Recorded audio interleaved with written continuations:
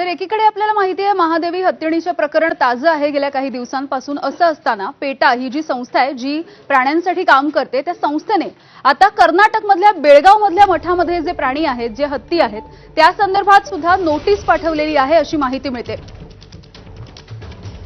तर बेळगाव जिल्ह्यातल्या 3 मठांना हत्तींच्या परिस्थितीच्या संदर्भात पेटानं नोटीस धाडली आहे। या नोटिशीमध्ये पेटानं या मठांमध्ये असलेल्या हत्तींची काळजी कशी घेतली जाते, त्यांच्या आरोग्याच्या समस्या आणि इतर गरजा नेमक्या काय आहेत या सगळ्याविषयी सविस्तर माहिती मागितली आहे। त्यामुळे हत्तींच्या कल्याणासाठी काम करणाऱ्या इतर संस्था आणि व्यक्तींमध्ये सुद्धा या संदर्भात जागरूकता निर्माण झाल्याचा दावा केला जातो आहे।